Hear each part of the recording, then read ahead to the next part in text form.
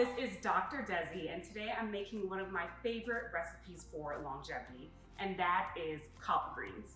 Now, in the grocery store, you might see these listed as collards, but in the Southern community, specifically in the Black community, you are not gonna see a woman who's gonna take the time to pronounce those last few letters. They are collard greens, always have been, always will be. Now, my collards are a little different from, say, my mom's or my grandmother's because I make mine vegetarian. And I've been making these for years, and I can tell you that my family specially requests these for every holiday. So if you're from the South and you wanna click this off because there is no neck bone in this or that good meat that you're used to, trust me that these will hit the spot, just like the ones Grandma used to make. Now, I love collards for a number of reasons. First of all, they're delicious, but even more importantly, they are chock full of vitamins and nutrients that will support your health across the lifespan. First of all, they're rich in vitamin A, C, and K. We know that vitamin A, especially in the form of beta carotene, which is how you're getting them in collards, is gonna help with immune health and cell growth. Vitamin C, we always hear about boosting your immune system, but vitamin C is also an essential component for collagen growth. And we know that collagen helps to keep our skin healthy and glowing and radiant, and who doesn't want glowing skin? Also, vitamin K is essential for cardiovascular health, in particular bone clotting.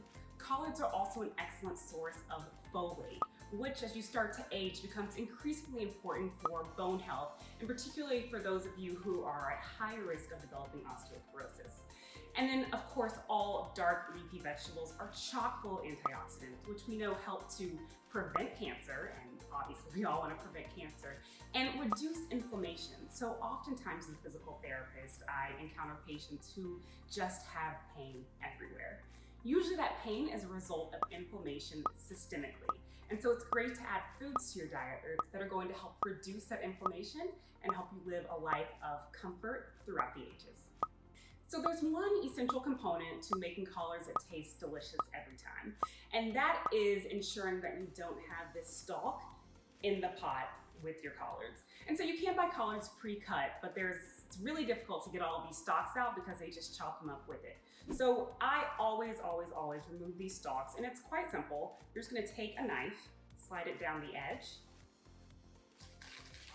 Comes off really easily. Slide it down the other edge. Comes off really easily. You can pick this top part off. And I do that for a few in a row.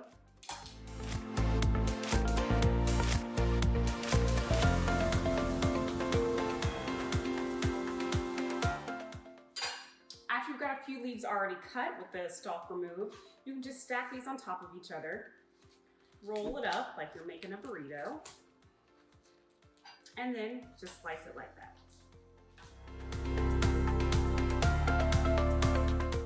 And there you go, sliced collards.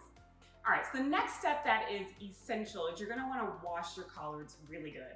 So we're gonna use every little bit of this collard green. We're gonna use the collards, we're gonna use the sauce that's made with it. We call that pot liquor in the South. It's great to sop that up with some good old cornbread, or if you're trying to be a little more health conscious, you could put your collards on top of a grain like a quinoa and have that soak up the delicious pot liquor.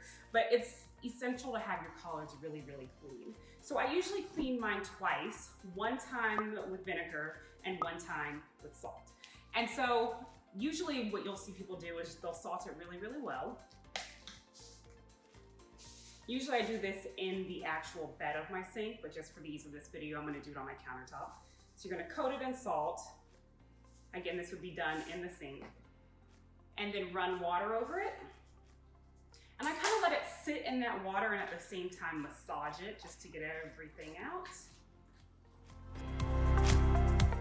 And then drain all the water. So the first time I clean my collards with salt, and the second time I clean it with vinegar, usually a white vinegar, but really any kind of vinegar. Right now, all I have is apple cider on hand. So I've already put my collards in some water here. Again, this would usually be done in the sink. Add some vinegar to the mix. And then same idea, just gonna massage and let it soak. And then we'll drain again, and then your collards are good to go.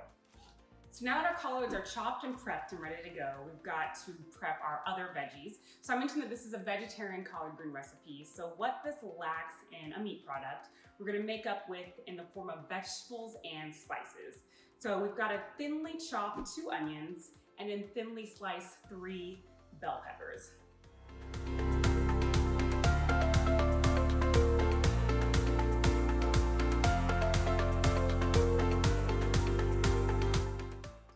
Now that we have our onions diced and our bell peppers thinly sliced, we're also going to mince 2 large cloves of garlic. So I'm gonna teach you a little trick I just learned. First, I cut off the 2 sides, and then I use my big old knife and I smash it with the palm of my hand. And that makes the skin of the garlic super easy to remove.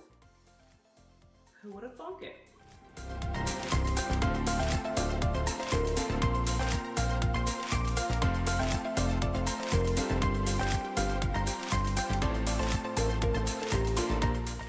So now that all of our veggies are prepped, it's time to move to the stove.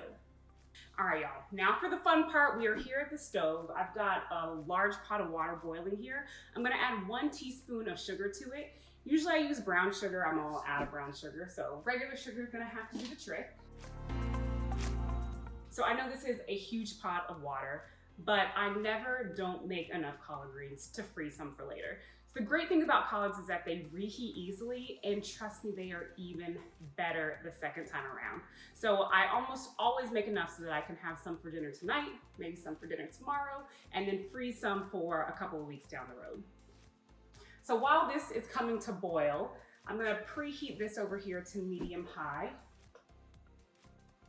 And we're gonna start to prep our other veggies. We need to get them really aromatic and really bring out the flavor. So I'm gonna take some olive oil, just drop that in the bottom of the pan.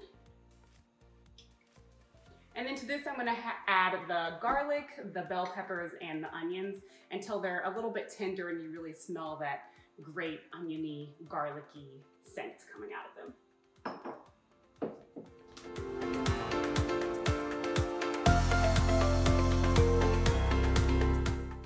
Our water is boiling, our veggies are fragrant, and I'm gonna tell you all the delicious spices we're gonna add to the mix to make this the standout hit at every family gathering, and the reason why my family requests vegetarian collards over the kind that includes meat. So the first thing I'm gonna add to the boiling water is our veggie mixture here. So again, these are our bell peppers, our onion, our garlic that we've been sauteing. So these are nice and tender. They smell delicious. We're gonna add that to our water mix. Now comes all the spices. So y'all are gonna think that I'm doing the most, but often you'll see people eat collards and they'll add vinegar at the end or hot sauce or something in the South that we call chow chow. But there's so much in this pot liquor on its own that you don't need any of that. So I'll take you through all the ingredients. So we've got a 1/2 cup of balsamic vinegar.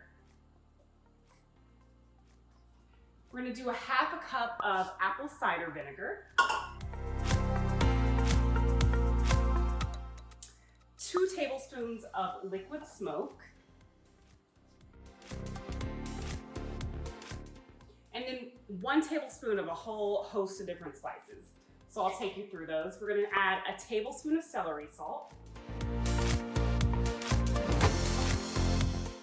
A tablespoon of black pepper, a tablespoon of thyme, a tablespoon of ground coriander, a tablespoon of onion powder, a tablespoon of crushed red pepper flakes, a 1/2 tablespoon of salt, because you can always add more of this to taste, but we don't want it to be too salty on the front end. 2 bay leaves, a dash of Worcestershire sauce. Not sure how you say it, but a dash of it, however you pronounce it. Stir it all together. Oh, you can already smell how delicious that smells. And of course, last but not least, your collards.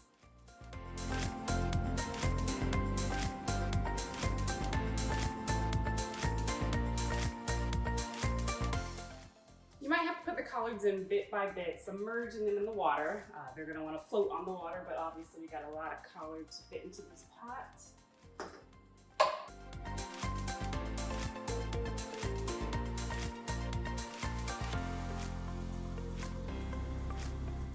So we're just gonna put the lid on, reduce the heat to medium-low, walk away for 45 minutes, and we'll be back to check on this in just a little bit.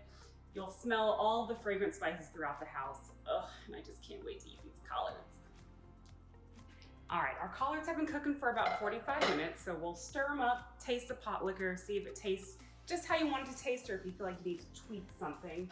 At this point, you can always add a little extra something to the mix if you feel like it needs it.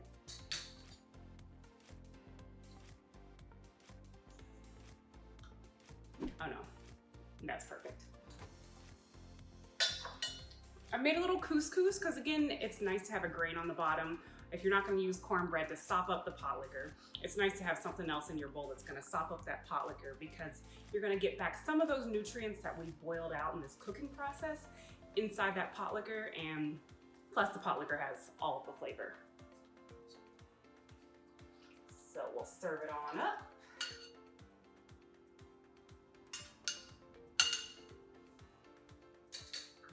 Mix it all together, and bon appetit.